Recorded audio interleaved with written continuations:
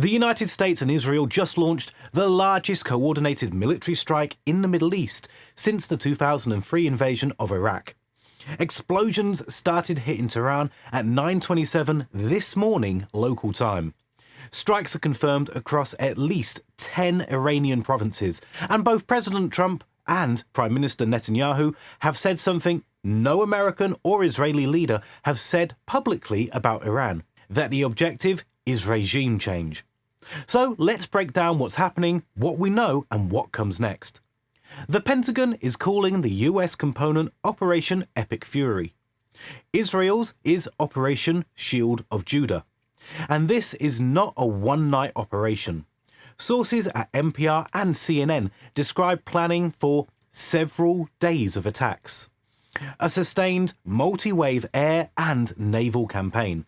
That alone separates this from everything we've seen before.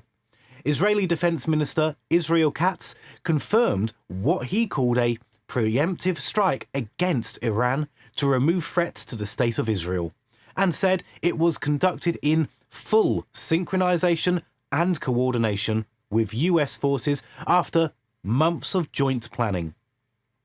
Around 2:30 in the morning Eastern Time, Trump posted an 8-minute video to Truth Social confirming major combat operations and directly addressing the IRGC. His words were blunt: "Lay down your arms or you will face certain death." He then called on the Iranian people to take over your government. It will be yours to take. Now, to understand why this is even possible, you need to look at what the US moved into the region over the past 6 weeks, because this build-up has been enormous. 2 carrier strike groups are in theatre right now. The USS Abraham Lincoln arrived in the CENTCOM area on January 26th, redirected from the Indo-Pacific. She's carrying about 60 to 75 aircraft, Super Hornets, F-35C Lightning IIs, Growlers, Hawkeyes, and she's operating in the Arabian Sea within Tomahawk range of every target in Iran. The USS Gerald R. Ford, the largest warship on Earth, was ordered from the Caribbean to the Mediterranean on February 12th. She transited Gibraltar on the 20th, stopped at Solda Bay in Crete for resupply, and was positioned off the coast of Israel by yesterday. A potential third carrier, the USS George H.W. Bush, was ordered to prepare for deployment from Virginia on February 11th. Whether she's sailed is unconfirmed. Across the theatre, 13 Ala Burke-class destroyers are spread from the Mediterranean to the Red Sea, each loaded with Tomahawk cruise missiles. And the USS Georgia, an Ohio-class guided missile submarine carrying up to 154 Tomahawks, is believed to be in theatre as well, though her location is classified. On land, the build-up is just as significant. Satellite imagery from February 21st showed 50 to 60 aircraft packed onto the tarmac at Bawafi Salti base in Jordan, roughly 3 times the normal count. That base has received 24 F-15E Strike Eagles from RAF Lakenheath, up to 30 F-35A Lightning IIs, A-10s, Growlers, and more. Over 68 C-17 cargo flights have landed there since mid-February, and here's something that hasn't gotten enough attention. 12 F-22 Raptors arrived at Ovda Air Base in southern Israel on February 24th, the first time the US has ever deployed offensive combat aircraft to Israel for potential real-world operations. They flew from Lakenheath with their transponders turned off. That tells you the US is preparing for air superiority missions over Iranian airspace. Down at Diego Garcia, 6 B-2 Spirit stealth bombers, nearly a third of the entire B-2 fleet, have been in position since March 2025. Those are the aircraft that carried GBU-57 massive ordnance penetrators during the June 2025 strikes on Fordo, Natanz, and Infasan. It's the only weapon that can reach deeply buried nuclear facilities. All told, tracking groups estimated over 450 to 500 total combat aircraft combining US and ally contributions. CSIS analyst Mark Kansian, called it the largest naval force in the region since 5 carrier battle groups ascended at the start of Operation Iraqi Freedom. But he also noted that this is important. It's far smaller than the ground-heavy deployments of 1991 or 2003. There are no Marines staged for a ground assault. This is an air and naval campaign. Now, Iran has already started hitting back, and they're not just targeting Israel. Within hours, the IRGC launched what they called a first wave of retaliatory drones and missiles, and they specifically said more waves are coming. Ballistic missiles hit targets in central, northern and southern Israel. The IDF confirmed activating every layer of its defensive systems. But the strikes went far beyond Israel. Iran fired missiles at US Navy 5th Fleet headquarters in Bahrain. They targeted Al Aqid Air Base in Qatar. Qatar intercepted 2 missiles and condemned it as a flagrant violation of sovereignty. Al Dhafra Air Base in the UAE was hit.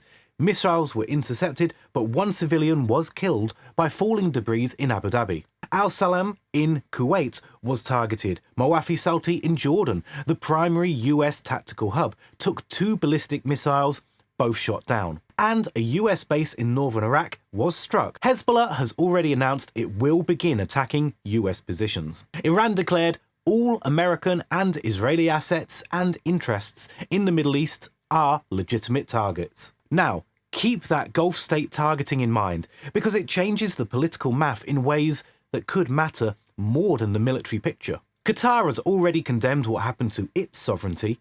If coalition partners start demanding that the US stop operating from their bases, the force structure becomes very difficult to maintain. So let's talk about Iran's actual ability to sustain this fight, because they went into this conflict already weakened.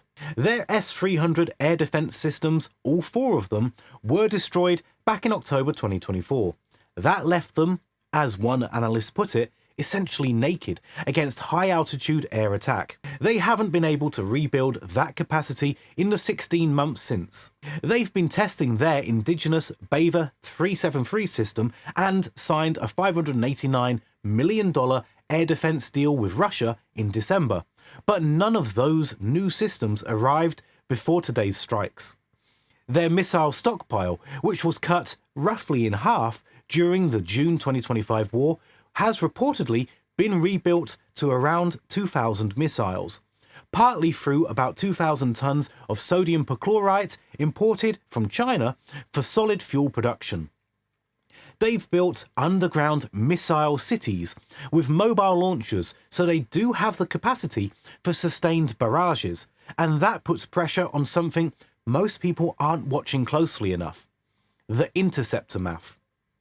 During the June 2025 war, over 150 THAAD interceptors were used just defending Israel. Arrow and David slings stocks were strained. Now Iran says this is only their first wave. If they really have rebuilt to 2,000 missiles and they keep launching over the coming days, the question becomes whether US and Israeli missile defense inventories can keep up. Each day the operation runs, that math gets tighter. Now, there's one more piece of this that may matter more than anything else: the nuclear question. Before the June 2025 strikes, Iran had stockpiled nearly 441 kilograms of uranium enriched to 60%, enough for 9 to 10 nuclear weapons if further enriched.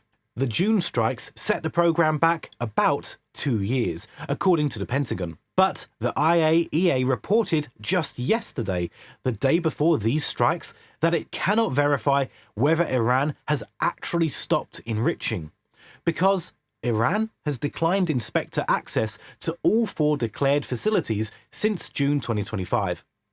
Satellite imagery shows ongoing activity at Natanz, Fordo and the Infistan Tunnel complex. There are reports Iran has been accelerating work at a site called Pickaxe Mountain south of Natanz, which may house centrifuges at extreme depth. And in October 2025, Khamenei reportedly authorized the development of miniaturized nuclear warheads for ballistics missiles. What Iran has done with its enriched uranium over the past 8 months is arguably the single most important unknown in this entire conflict. And then there's Khamenei himself. Israeli officials say his compound was targeted and destroyed. Satellite imagery reportedly backs that up. But Iran hasn't confirmed his status. Reuters reports he has moved to a secure location before the strikes. If he has been killed, Iran's command and control structure faces a test it has never faced before. If he survived, the regime may hold together long enough to coordinate a sustained response. This is the most significant Western military operation in the Middle East over the last 2 decades. It's larger, more dispersed, and more politically ambitious than anything since 2003.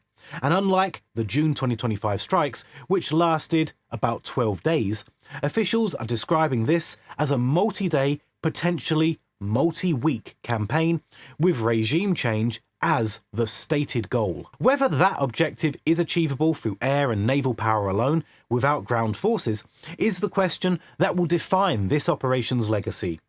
We'll be following every development. Make sure you hit that subscribe button. My name's Dan. I'll see you in the next one.